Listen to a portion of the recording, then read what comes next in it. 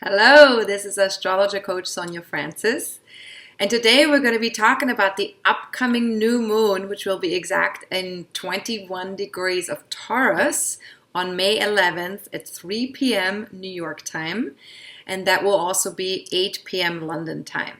So of course a new moon always marks the beginning of a new moon cycle, and so as best as you can at the time of the new moon, get really quiet and see if you're getting any new messages or ideas. And if you are, then really just take them in, fold them into your intentions that you will be setting for the new moon. And I will also talk about this process later in the forecast towards the end of the video. And I'll give you the very best and most potent times to do so. All right, now this new moon sextiles Neptune in Pisces and trines an exalted Pluto in Capricorn. Saturn and Jupiter in Aquarius are exalted at the time of the new moon for different reasons, but nevertheless exalted. And we have many more aspects to talk about, and they're all connected to Mercury in Gemini or Mars in Cancer. So as you can see, we'll talk about all of this in more detail, of course, but as you can see, there's lots going on in this new moon chart, and it's all painting a complex picture with a focus on like-minded people, community, long-term goals, and there's also an opportunity for healing and connecting to our inner sense of knowing. So take advantage of the timestamps that I have added to the description part of the video below. In case you want to watch the video in shorter sequences, or you want to skip to a later part of the video or go back and forth, that is available. Now, before we go into all of the aspects in more detail, let's first talk about the sign of Taurus, since the new moon is in Taurus.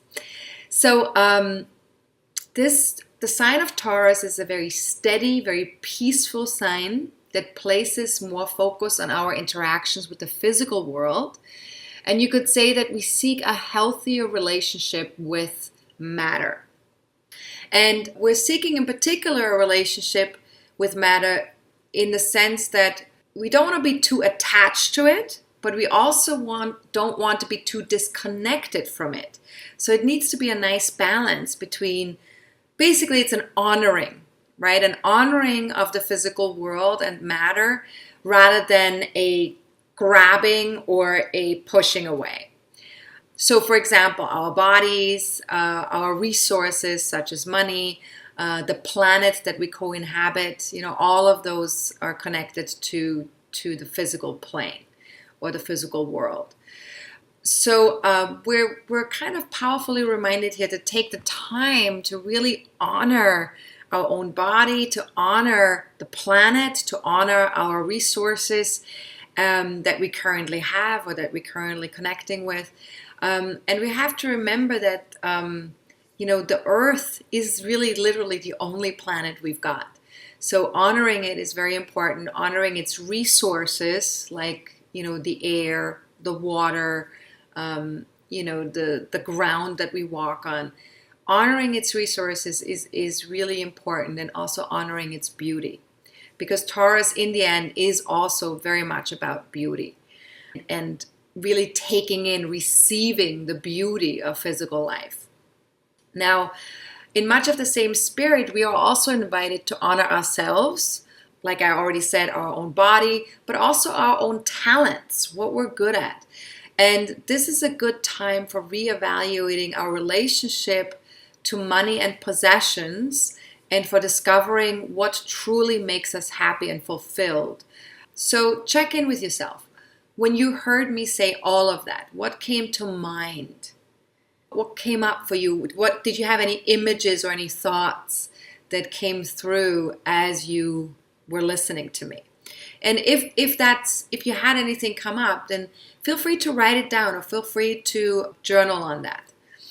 And then let's talk about some of the aspects in this new moon chart. There's lots of aspects, so let's get started. The new moon in Taurus sextiles Neptune in Pisces. That's the most precise aspect, the closest one between the two planets out of all the aspects.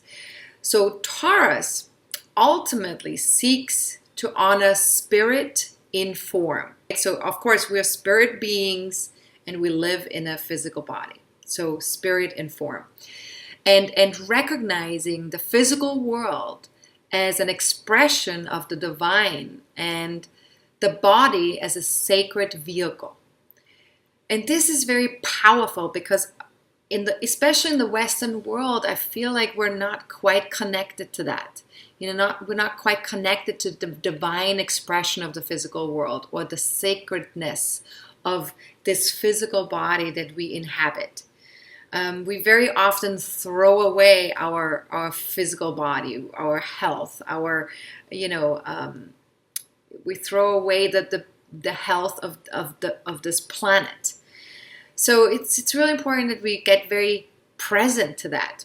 Now, Pisces understands the paradox between the physical and the spiritual, between matter and energy, because the spiritual is sort of like it can't be touched, right? We can't see it, we can't touch it.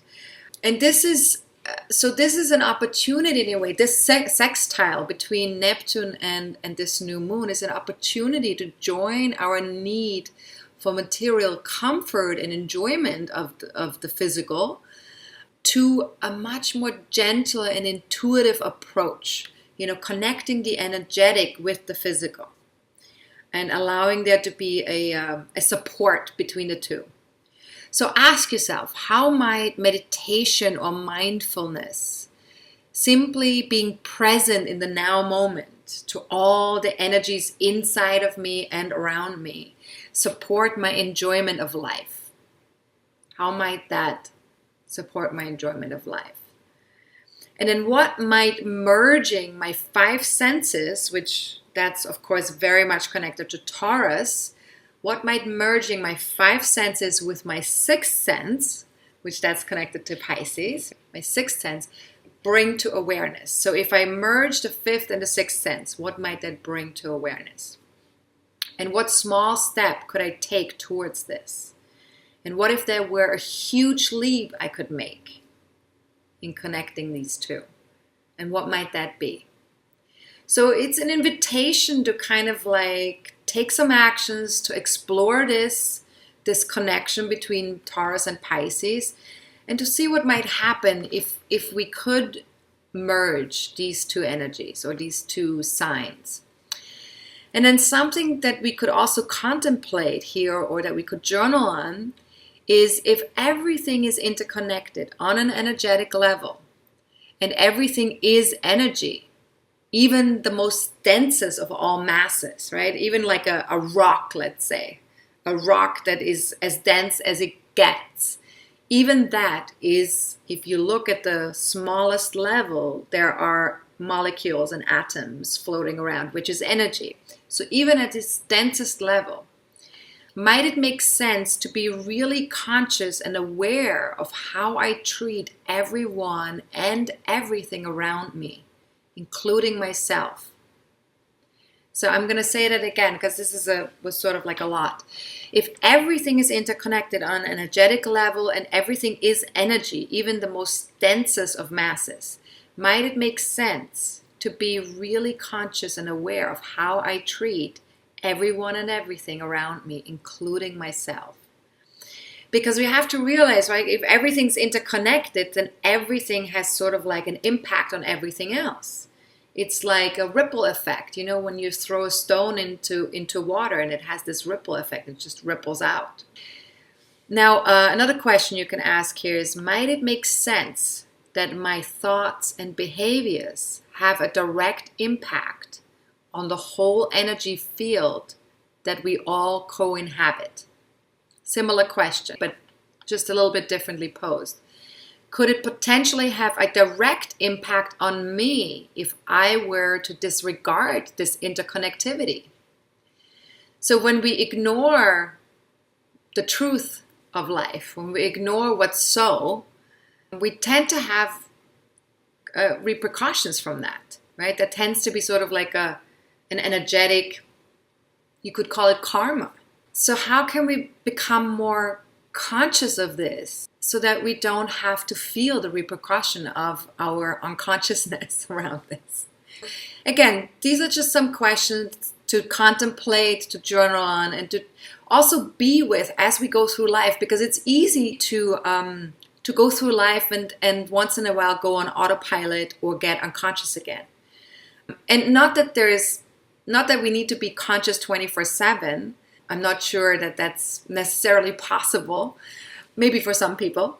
But I do think it's a good idea to at least do our best to try to be as conscious as possible, as often as possible, and to be kind with ourselves in the process if we're not.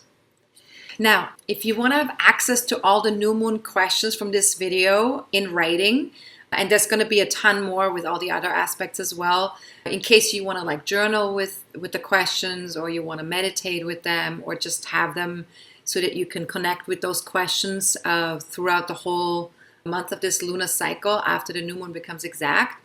And if you also want to have access to the full moon videos every month that are currently only available for members, feel free to check out the various levels of membership that are available on my website at astrologercoach.com. And if you're already a member, please check your membership portal by signing into your account.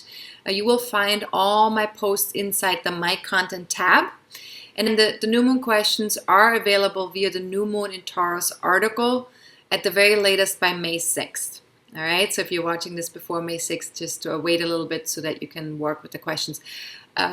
Actually, you probably don't want to start working with the questions until May 11th anyways. So if you're watching this before May 11th, just hold off working with the coaching questions until the new moon has become exact.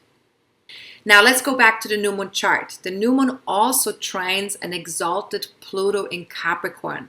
So Pluto is exalted in the sky until May 12th, so a day after the new moon becomes exact. And even though it's already in its yearly retrograde phase since April 27th, this exalted energy is prompting us to seek ways to step into our own power and be more alive from within. Have this sense of passion for life and connectivity with life and full acceptance of all of life. Now, the trine promotes a realistic and emotionally authentic long-term approach, and we have the chance to better align our long-term goals with our values, right? So because Taurus is connected to our values, what's important to us. And it's likewise easier for us to sustain what we have started and to bring a heightened sense of empowerment to all of those things that we're working on currently in terms of long-term goals. Now, this could be connected with our careers or with our long-term goals or with the broader economy, with authority figures, or with governmental structures, because Pluto is in Capricorn. So anything in connection with that. So ask yourself, if I was to be completely and utterly honest, what is it that I truly want for myself long-term? What is it that is really going to feel empowering to me long-term? And what do I want long-term for society or the governmental structures that we currently have in place? How is that going to work long-term? What's going to be best long-term? And what really matters? What truly fulfills me?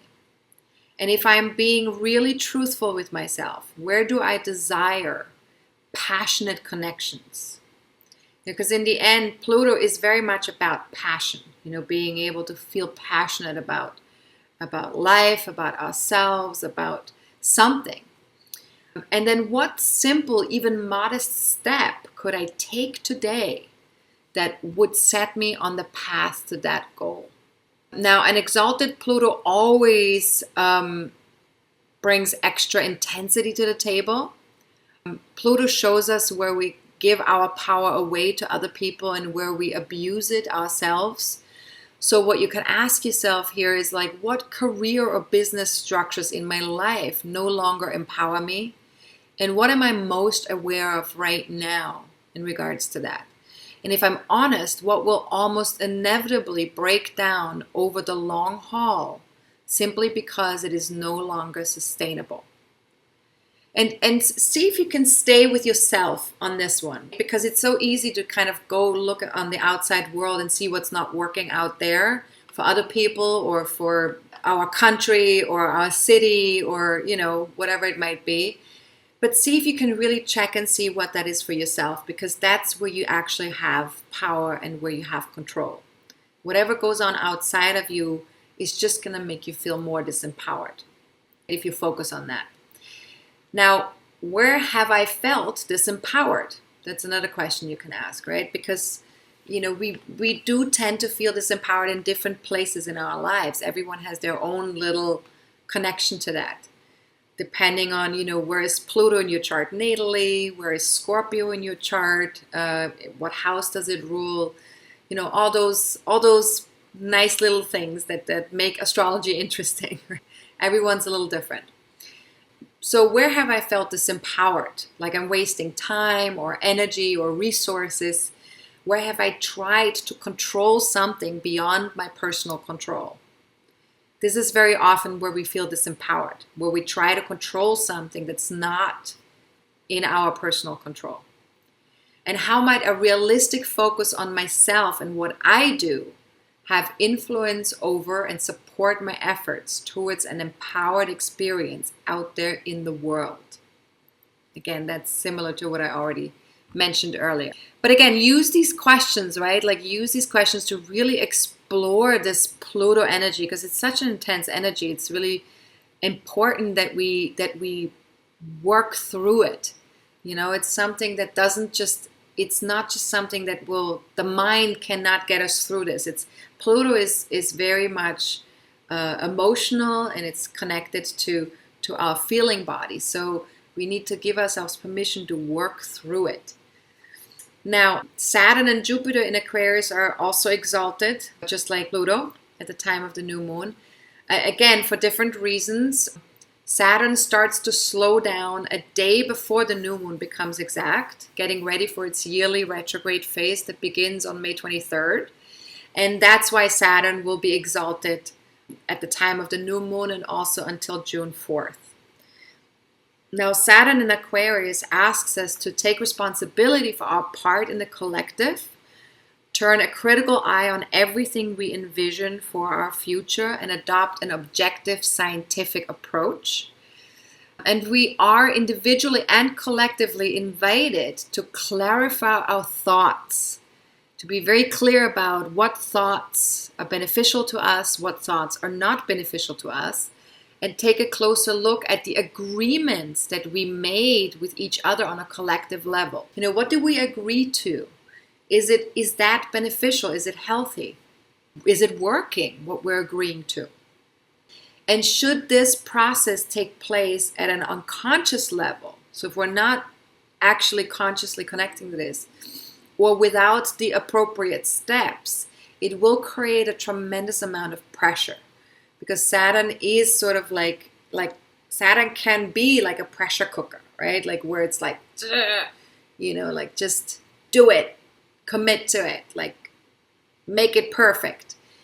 But we want to actually take the pressure off, because if we put too much pressure on, then, the pot is going to explode. So we want to make sure that we're actually taking the pressure off a little bit and taking a closer look at this very consciously and see what works and what doesn't work.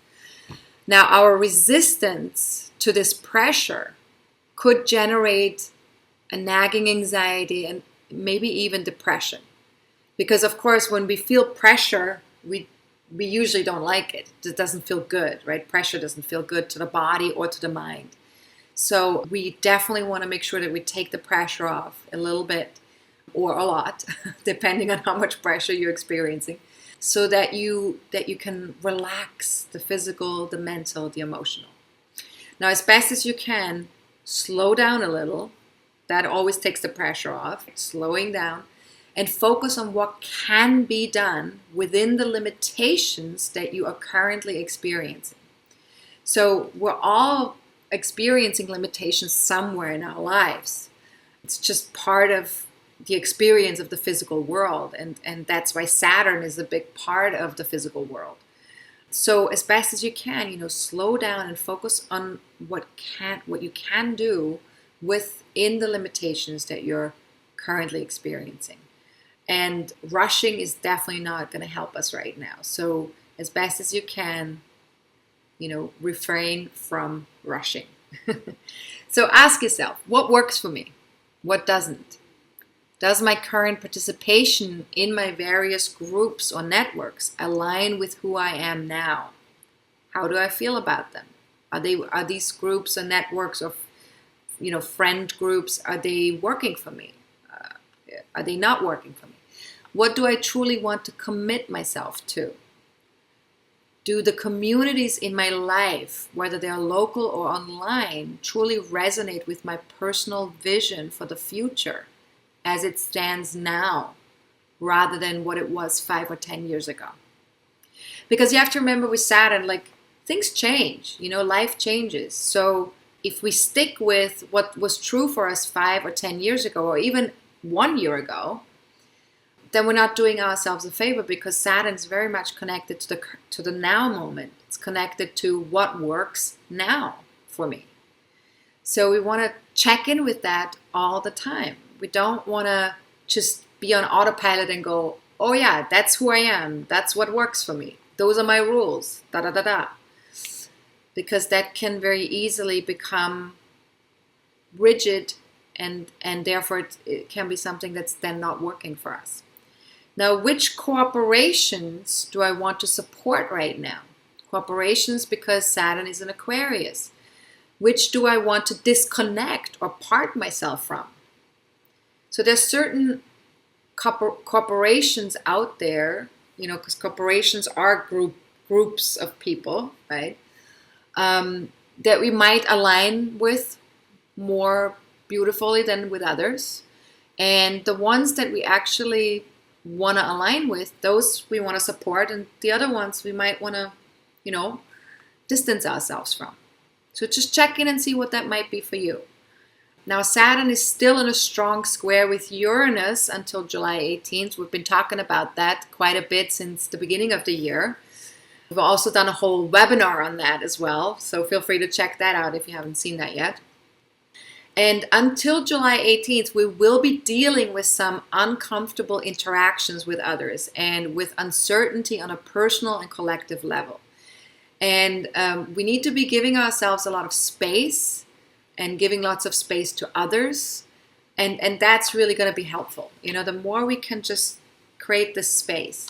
So ask yourself, what do I value differently from others? And how could these differences spark a creative process? And how might they bring diversity and innovation to our collective interactions? And where do I need to be more flexible?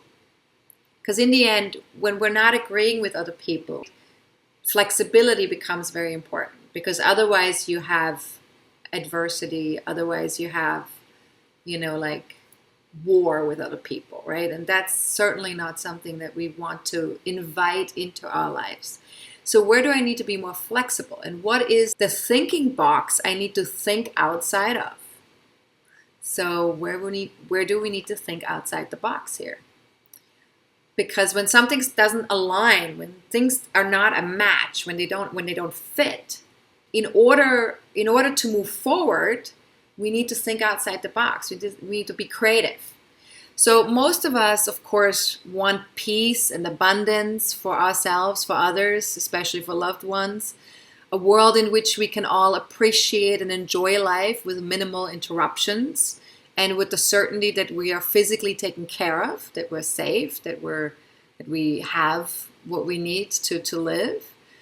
And check here, what if my taking the time to focus on building a future that realistically supports all or most human beings could actually bring all that about for everyone, myself included? So all that peace, all that abundance, all that, enjoyment of life without interruptions, being physically taken care of, all that stuff. What if that could happen just by us focusing on building a future that realistically supports all or most human beings?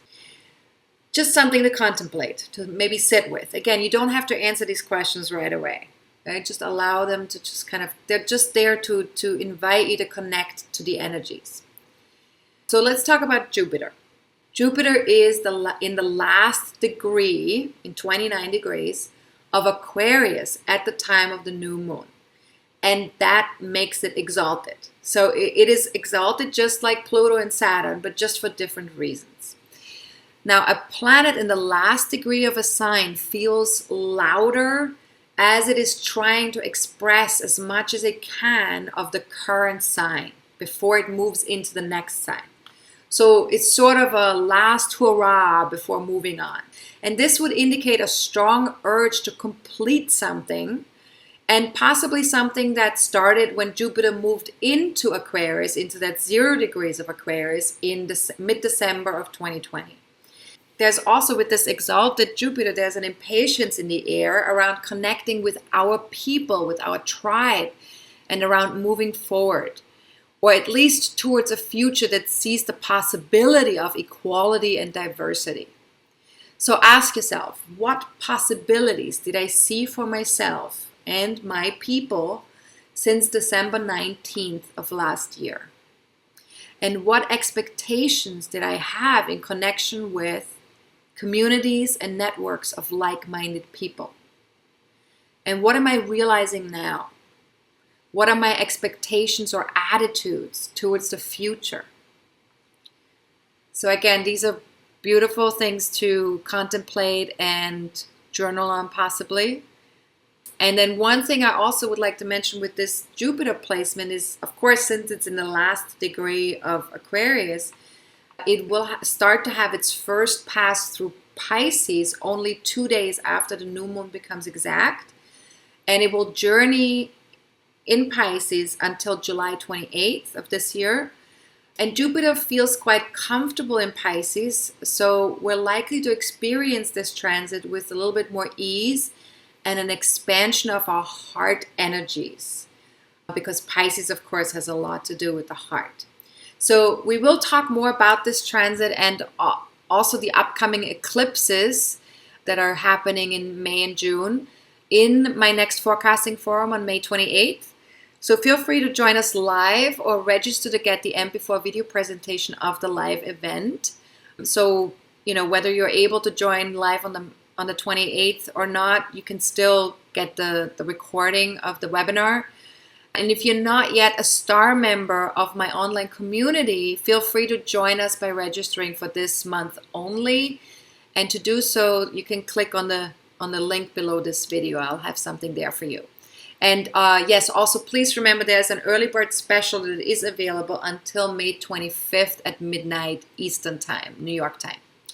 Now, I will also be writing an article about Jupiter in Pisces. The first 10 paragraphs of this article will be available on my website for everyone. And the full article with all its coaching questions will be available to my members via the membership portal, probably around May 8th, right around that time. All right, so stay tuned for that. And yes, Venus, the ruler of Taurus, of course, is also a very important part of this new moon chart. And Venus is in an early degree of Gemini at the time of the new moon. And this has us seeking out mental stimulation, like sharing, teaching, learning, writing, reading, etc. So we want to connect and learn and share as much as possible. And note that Gemini is also connected to the media, the exchange of information. So be conscious of what information you listen to and why. So ask yourself, am I listening to this information because it resonates with me, or because people are listening to it? And this is, of course, sometimes with media, it's so easy to get sucked in, right? Because there's something on YouTube, or there's something on the news, or there's something online somewhere, or on Facebook, or somebody's sharing an email with you, or a newsletter. And there's so much that we can take in terms of information all the time. I mean, it's become completely limitless, right, in terms of that. But it's very important that we're conscious why we're taking in certain information, and are we taking in information that actually resonates with us, or are we just taking it in because it's there? So just play with that for yourself for the next 4 weeks, after the new moon becomes exact, and just see if you can kind of like get a feel for that for yourself. Without judgment, of course, just see what's there. Now, Mercury, the ruler of Gemini, is in its own sign, so also in Gemini, and it aligns with the North Node in Gemini. So the North Node represents our collective soul's journey at this time. And it will still be in Gemini until the beginning of 2022. So in Gemini, we are asked to make an effort when connecting with others, staying open-minded, curious, sharing our perspectives, and listening to understand someone else's perspective. This is really the goal. But we need to make an effort in order to get there. So it's not just something that's easily given to us. We need to actually work at it. So ask yourself, what if I deliberately communicated with 5% more clarity, with my mind 5% more open? Might listening 5% more attentively help to create better exchanges? So these are wonderful questions to work with. And then Mercury also trines Saturn in Aquarius and sextiles Chiron in Aries. So let's talk about that a little bit. Now, Mercury's trine to Saturn allows for solid and realistic ideas and concepts to flow, to be shared, to be contemplated. And this is especially true for those that serve our various local and online communities. So commitments that we're making right now with like-minded people might well develop into something lasting. So that's something to remember with this trine. And what you can ask yourself here is, what might I share with my tribe if I wanted to manifest something lasting? And what might responsible sharing look like? Saturn and Mercury, right? Responsible sharing. And what could I teach or learn that might make a long-term impact for me and my communities? That, I think, is a very powerful question. What could I teach or learn? This also shows us that collaboration, tolerance, and equality can be achieved in our communities if we stay open-minded and bring a good dose of curiosity and maturity to our interactions.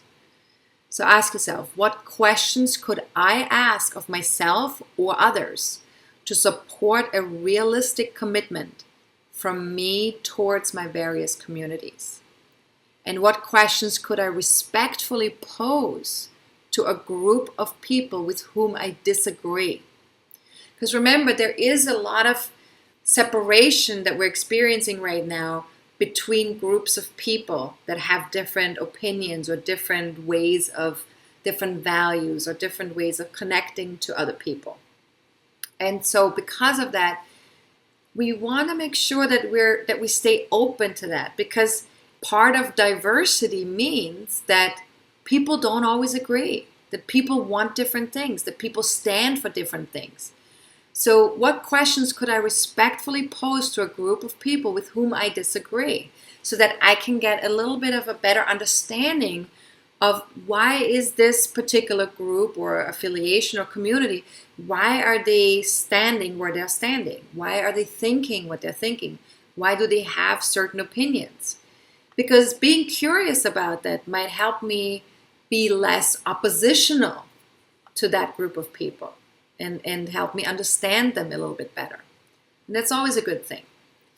Now, Mercury's sextile to Chiron gives us an opportunity to connect with others, socialize, and take a compassionate approach towards ourselves and others, especially when it comes to our personal goals and passions.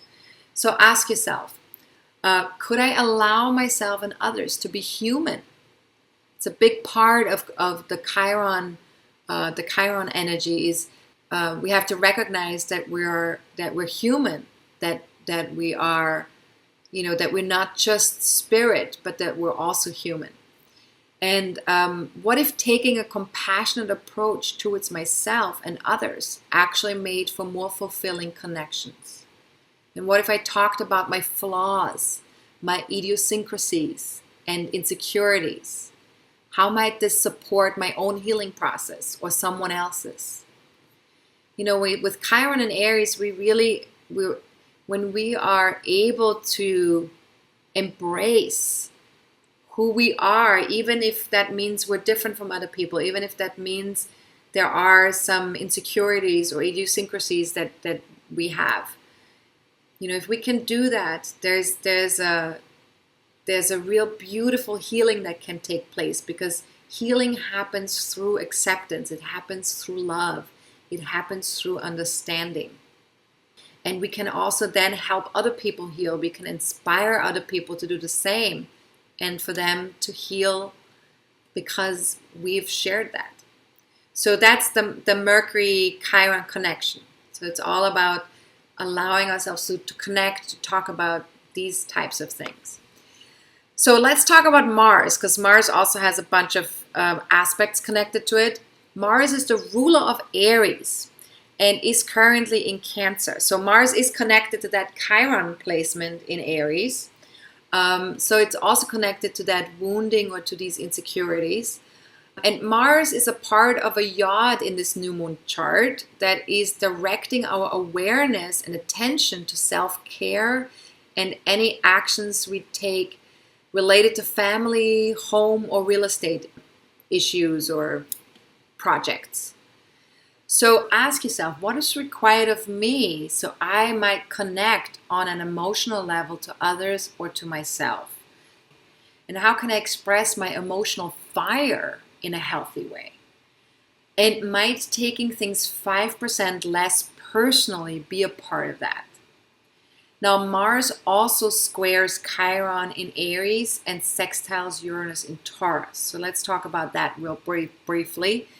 So Mars is square to Chiron asks us to stretch and grow around our ability to act from a vulnerable place. We are energized to move past feelings of shame, should we choose to express our desires or our anger, and even any contempt or disgust that we might be experiencing. So we need to kind of if we are experiencing any of these things, we want to be very gentle and kind with ourselves. We want to be compassionate so that we don't need to feel ashamed, but we can move past that and just be with it. So ask yourself, what might a courageous heart do when it felt insecure or triggered? Because remember, Chiron is a place where we do feel triggered in our lives because it's connected to a past wounding. And then what might a good dose of love and compassion bring to the table? And how might I access a dash of those ingredients when I need them most? So, when we get triggered or when we feel insecure, for example. Then Mars' sextile to Uranus gives us an opportunity to put a new spin on our old use of the masculine energies. And we learn to see the past in a new light. So we also have an opportunity here to draw on our protective side when connecting to the physical realm. So ask yourself, if I truly wanted to protect the planet and its resources, how would I go about that? Might connecting to others in unusual or brand new ways create a better future for all of us on this planet? And is it at least possible that I could go after what I want while still keeping other people's and the planet's best interest in mind? And what might that look like? Who most needs my support right now? So that's a lot of great questions, but feel free to, really use these questions in connection with these different energies, and just know that all of this is part of the new moon chart. So if you have the time, to journal on some of these questions, obviously you don't have to use all of the questions, but use the ones that really resonate with you. And if you can, also use the ones that you really don't like, the questions that you really feel an aversion towards. You might want to work with those questions too, because they're clearly holding some energy for you. So you might want to process that for yourself. Now, to sum it all up for this new moon, it is in our best and highest interest to honor the earth, the planet we live on, and our physical experience as we move through this human life. Most of our personal health is entirely dependent on planetary health, the quality of air, water, soil, many other ecological factors, right? And the new moon in Taurus also reminds us that happiness is ultimately an inner state, working from the inside out. And we must each honor our own values and find appreciation and inner fulfillment wherever we can. And the more we can honor ourselves, our talents, and our relationship to the physical realm, the more we can connect to the love and the abundance that surrounds us in every single moment. So ask yourself, what would I need to add or subtract from my life to better experience it as peace, abundance, and radiant love? Might adding a dash of love, grace, and gratitude add to my joy on this physical journey? And how might I become 5% more resourceful? How might an open mind and an open-hearted conversation support me when things feel rough? And I think that last one is really important, that we because the North Node is in Gemini, so we're really being invited to have these open-minded and open-hearted conversations, to just get us connected with other people, to get us connected when we're feeling that there's a disconnect or when things are not feeling right in the moment, just really allowing there to be a support system for you. The bigger the support system, the more adversity you can overcome. If you have no support system at all, anything, just a small little, ditch in the road is going to throw you completely off. But when you have a really good support system, even if there's a huge hole somewhere and you fall through it, you will get through that, because of the people that support you, that you can connect with. So that's really important. If you don't have that currently, if you don't have a support system currently, take actions to get yourself a support system. Whether you pay for a support system, that's possible too. You can get a coach, a therapist, you can do a reading with me, you can do a coaching session with me, things like that. That's, of course, that you need to pay for.